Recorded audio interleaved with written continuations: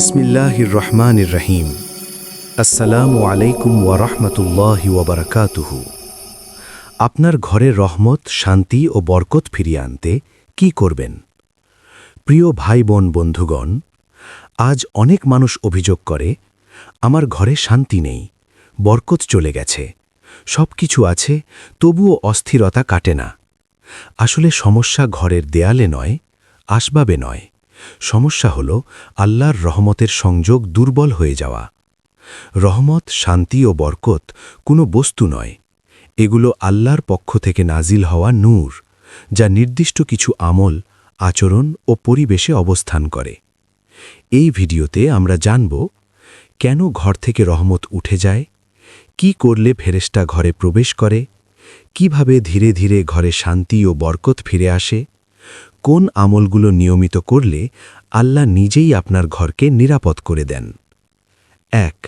আগে বুঝতে হবে রহমত কেন সরে যায়। ঘরে রহমত না থাকার কিছু সাধারণ কারণ। ১. আল্লাহকে স্মরণ না করা। যে ঘরে আল্লাহ নাম উচ্চারিত হয় না, সে ঘর ধীরে ধীরে আত্মিকভাবে মৃত হয়ে যায়। ২. নিয়মিত নামাজ অবহেলা করা। নামাজ শুধু ব্যক্তিগত ইবাদত নয়, এটি ঘরের উপর আল্লাহর হেফাজতের চাদর। ৩. হারাম উপার্জন। হারাম রিজিক শুধু পেট ভরে, কিন্তু শান্তি, বরকত ও দোয়ার কবুলিয়ত নষ্ট করে দেয়।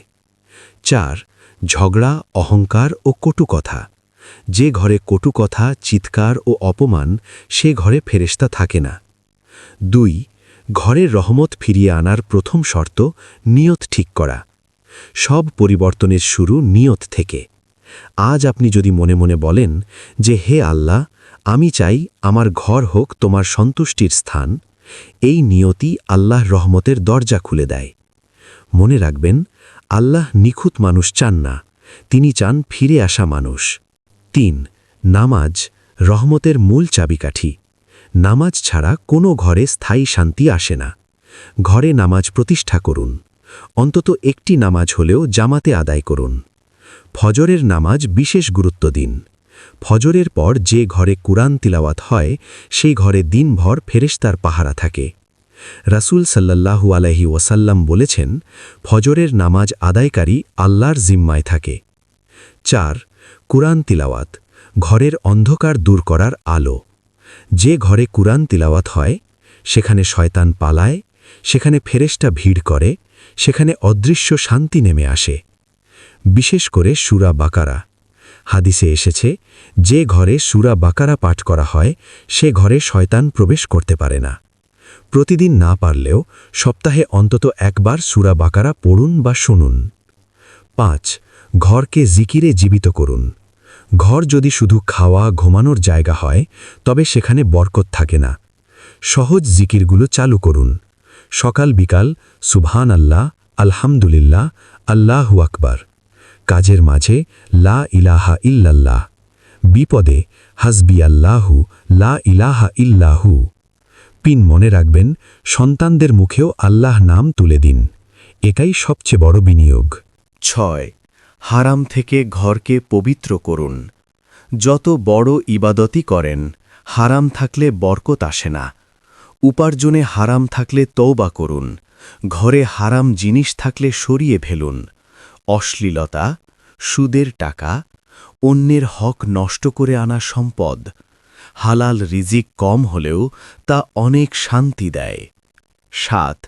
ক্ষমা ও নম্রতা ঘরের বাতাস বদলে দেয়।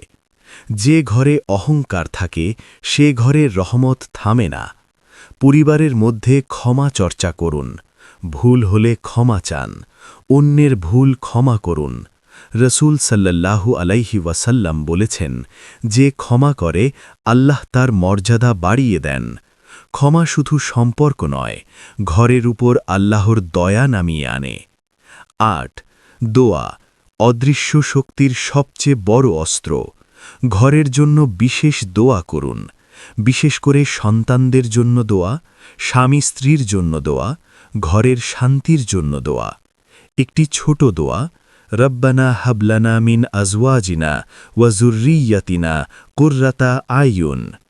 এই দোয়া যে ঘরে নিয়মিত হয় সে ঘর আল্লাহ নিজ হাতে সাজিয়ে দেন।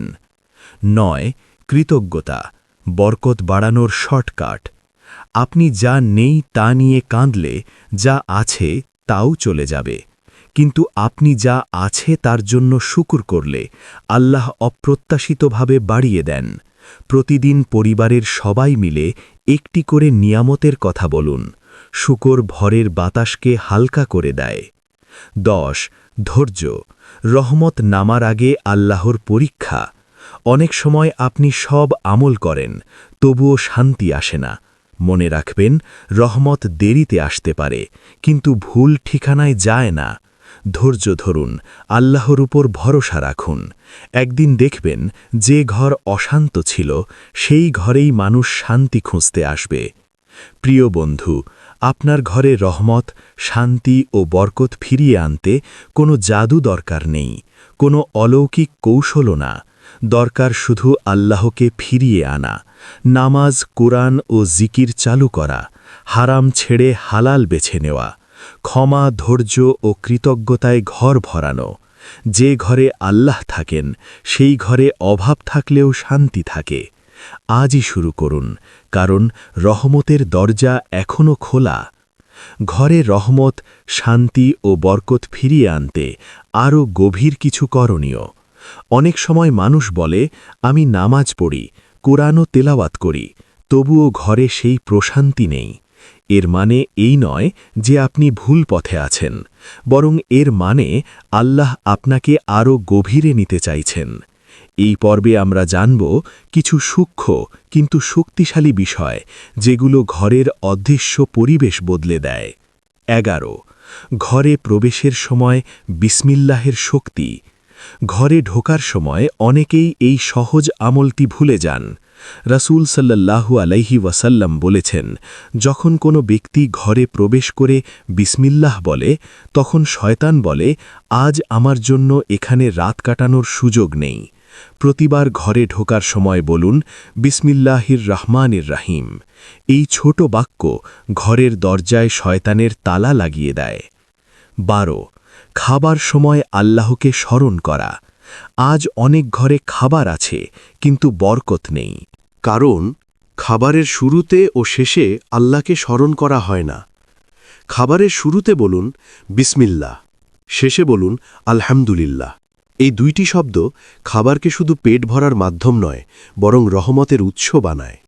13 ঘরের ভেতর অযথা গানবাজনা কমান। সব বিনোদন হারাম নয়, কিন্তু অতিরিক্ত গানবাজনা ঘরের হৃদয়কে কঠিন করে তোলে। যেখানে সারাক্ষণ গান চলে সেখানে কোরআনের নূর স্থায়ী হয় না। সম্ভব হলে দিনের নির্দিষ্ট সময় কোরআন তিলাওয়াত চালু করুন। ইসলাহি বায়ান বা নসিহত শুনুন। ধীরে ধীরে দেখবেন ঘরের বাতাস বদলাতে শুরু করেছে। 14 ঘরে সালাম প্রচলন করুন। আজ অনেক ঘরে মানুষ ঢোকে কিন্তু সালাম দেয় না। রাসূল সাল্লাল্লাহু আলাইহি ওয়াসাল্লাম বলেছেন, তোমরা সালাম প্রচলন করো, তাতে তোমাদের মধ্যে ভালোবাসা বাড়বে। ঘরে ঢুকে বলুন আসসালামু আলাইকুম। এই সালাম শান্তির দোয়া, ভালোবাসার বীজ এবং রহমতের ঘোষণা। 15 সন্তানদের মাধ্যমে ঘরে বরকত নামে। সন্তান শুধু দায়িত্ব নয়, তারা ঘরের রহমতের মাধ্যমও। সন্তানদের যা শেখাবেন, আল্লাহর নাম নিয়ে কথা বলা, ছোট ছোট দোয়া মুখস্থ, মিথ্যা না বলা, সালাম দেওয়া। একজন নেক সন্তান পুরো ঘরের ভাগ্য বদলে দিতে পারে। 16 ঘরে রাতের শেষ অংশকে গুরুত্ব দিন। যখন সবাই ঘুমায় তখন আল্লাহর রহমত সবচেয়ে কাছে আসে। পনিক অন্তত সপ্তাহে একদিন রাতের শেষ অংশে 2 রাকাত নামাজ পড়ুন। আপনার কান্না আপনার ঘরের জন্য দোয়া হয়ে উঠবে। অনেক অশান্ত ঘর তাহাজ্জুদের এক ফোঁটা চোখের পানিতে শান্ত হয়েছে। 17 আত্মীয়তার সম্পর্ক জোড়া রাখুন। যে ঘরে আত্মীয়তার সম্পর্ক কাটা সে ঘরে বরকত থাকে না।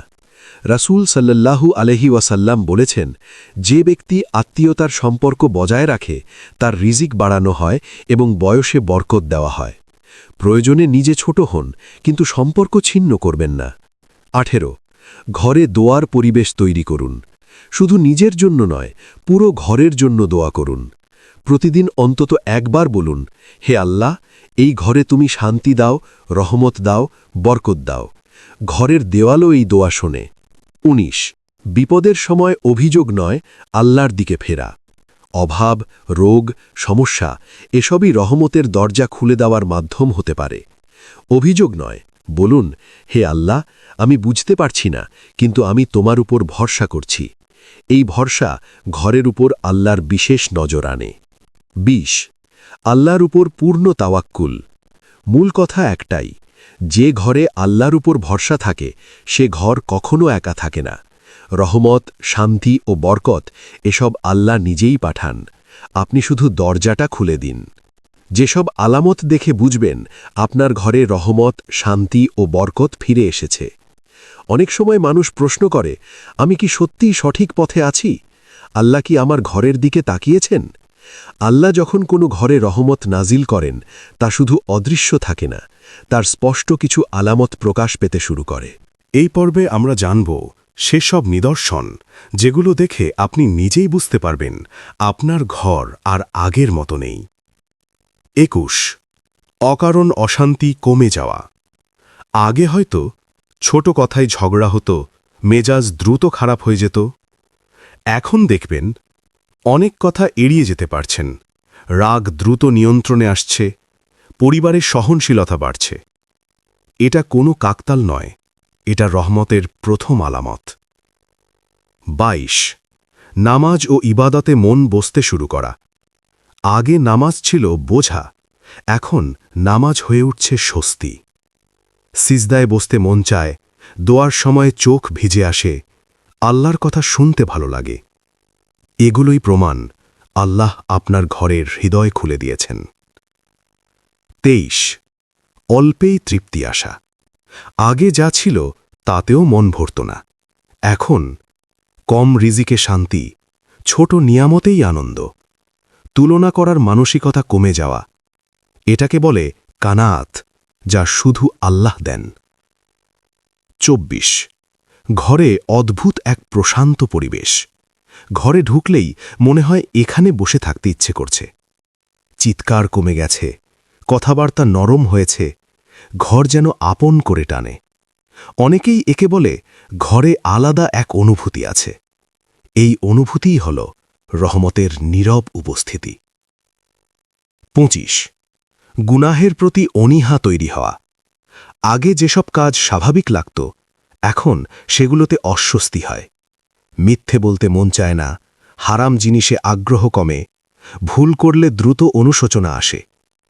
এটা প্রমাণ আল্লাহ আপনার ঘরকে পবিত্র করছেন।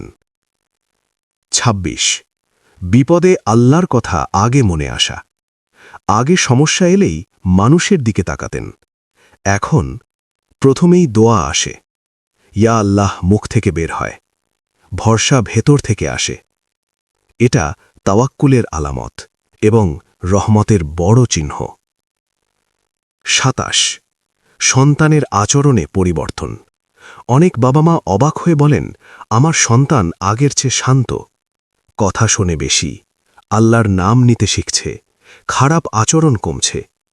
নেক সন্তান ঘরের সবচেয়ে বড় বরকত।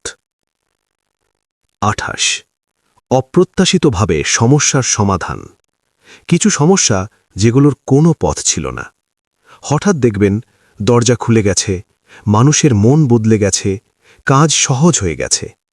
এগুলো দোয়ার ফল এবং রহমতের স্পষ্ট নিদর্শন।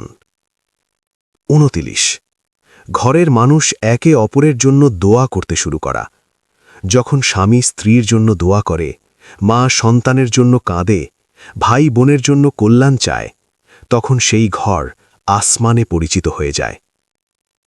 ৩০ আল্লাহর সন্তুষ্টির ভয় ও আশা একসাথে থাকা। রহমত আসলে মানুষ বেপরোয়া হয় না, বরং গুনাহের ভয় থাকে, আবার আল্লাহর দয়ার আশা থাকে। এই ভারসাম্য ঈমানের সৌন্দর্য। বন্ধুগণ, এই রহমত ধরে রাখতে কি করবেন? রহমত আসা যতটা কঠিন, ধরে রাখা তার চেয়েও বেশি জরুরি। তাই আমল হঠাৎ ছেড়ে দেবেন না, অহংকার করবেন না, নিজেকে বিশেষ মনে করবেন না, বরং বলবেন, হে আল্লাহ, তুমি না ধরলে আমি কিছুই নই। আপনার ঘরে যদি আজ শান্তির ছোঁয়া লাগে, দোয়ার পরিবেশ তৈরি হয়, আল্লাহর কথা বেশি শোনা যায়, তবে জেনে রাখুন, আল্লাহ আপনার ঘরের দিকে ফিরেছেন। এখন দায়িত্ব আপনার এই রহমতের কদর করা। হে আল্লাহ, আমাদের প্রতিটি হালাল কাজকে ইবাদত বানিয়ে দাও। আমাদের নিয়ত বিশুদ্ধ করো, আমাদের অন্তরকে পরিশুদ্ধ করে দাও, আমাদের কাজের মাঝে বরকত দাও এবং এমন অবস্থায় মৃত্যু দাও যখন তুমি আমাদের উপর সন্তুষ্ট থাকো। আমিন ইয়া রাব্বাল আলামিন। এই পর্যন্ত ভিডিওটি দেখার জন্য আপনাকে অসংখ্য ধন্যবাদ। ভালো লাগলে লাইক, শেয়ার এবং ফলো দিয়ে উৎসাহিত করবেন এবং সাবস্ক্রাইব করে পাশে থাকবেন, যাতে এই ধরনের ভিডিও আপনাদের কাছে পৌঁছে দিতে পারি এবং এই রকম ভিডিও দেখে আমাদের অন্তর আত্মাকে পরিশুদ্ধ করতে পারি। আসসালামু আলাইকুম ওয়া রাহমাতুল্লাহি ওয়া বারাকাতুহু।